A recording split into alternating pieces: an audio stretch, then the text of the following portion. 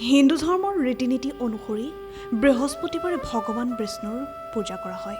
অতীজৰে পৰা বৃহস্পতিবাৰটো শ্ৰীহৰিৰ আৰাধনা কৰাৰ বাবে শুভ দিন বুলিও গণ্য কৰা হয়। কোৱা হয়, পবিত্ৰ মনেৰে তেওঁৰ পূজা আৰাধনা কৰিলে সকলো মনোবাঞ্ছা ভগৱান বিষ্ণুৱে পূৰণ কৰে।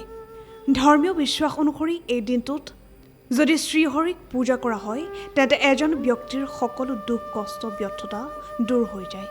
এইকাৰণে এই দিনটোত বিভিন্ন প্ৰতিকাৰৰ ধৰ্মীয় বিধান কৰা হয়। তাৰোপৰি যদি আপুনি আৰ্থিক সংকটৰ পৰা পৰিত্ৰাণ পাব বিচাৰে তেন্তে ভগৱান বিষ্ণুৰ পূজা কৰিবলৈ লওক।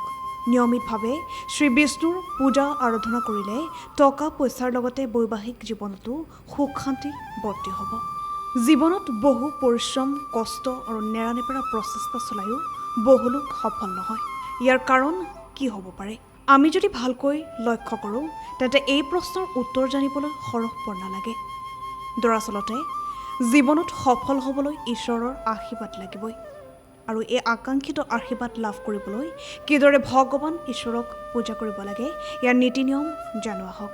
প্ৰথমেই জীৱনৰ সকলো মনোকামনা পূৰণৰ বাবে বৃহস্পতিবাৰৰ পৰা আৰম্ভ কৰক শ্ৰী বিষ্ণুৰ সহস্ৰনাম পাঠৰ ৰীতি নীতি। প্ৰতিদিনে পুৱা স্নান কৰি ভগৱান বিষ্ণুক পূজা কৰক।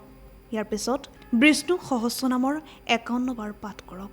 একেৰাহে 21 দিন এনেদৰে কৰক। ইয়াৰ দ্বাৰা আপোনাৰ আটাইতকৈ ডাঙৰ ইচ্ছাও পূৰণ হ'ব। দ্বিতীয়তে, আপোনাৰ জীৱনত যদি শত্ৰুৱে আপোনাক বহুত দুখ আৰু অশান্তি দিছে তেন্তে আপুনি শত্ৰুক প্ৰতিহত কৰিব নোৱাৰে বা সেই পৰিৱেশৰ পৰা ওলাই আহিব নোৱাৰে। তেতিয়া জীৱন পৰিক্ৰমা অধিক জটিল হৈ পৰে। গতিকে আপুনি যদি মুক্তি পাবলৈ এই প্ৰতিকাৰ কৰাটো অত্যন্ত জৰুৰী বুলি ভাবে তেন্তে আপুনি বৃহস্পতিবাৰে ভগৱান নৰসিংহক পূজা কৰক।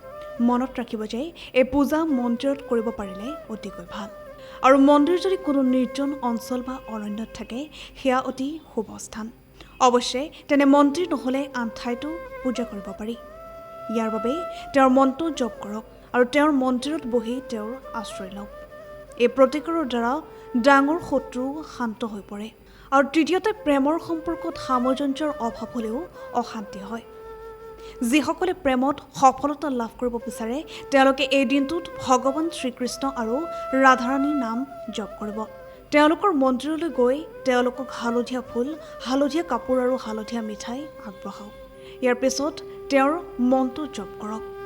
যদি এই পূজা সত্য অন্তৰেৰে কৰা হয় তেন্তে নিশ্চয় উপকাৰ লাভ কৰিব। আজি জীৱন মাধুৰীৰ এই খণ্ডটিৰ জৰিয়তে জীৱনৰ দুখ কষ্ট ব্যৰ্থতা দূৰ কৰিবলৈ ভগৱান শ্ৰীকৃষ্ণক পূজা কৰিলে কিদৰে মনোবাঞ্ছা পূৰণ কৰিব পাৰি তাৰ বিষয়ে আলোকপাত কৰিলোঁ। আশা কৰোঁ ভগৱান শ্ৰীকৃষ্ণক বৃহস্পতিবাৰে পূজা কৰিলে এইসমূহ নীতি নিয়ম মানি চলিব আৰু আপোনাৰ জীৱন সফল হৈ উঠিব।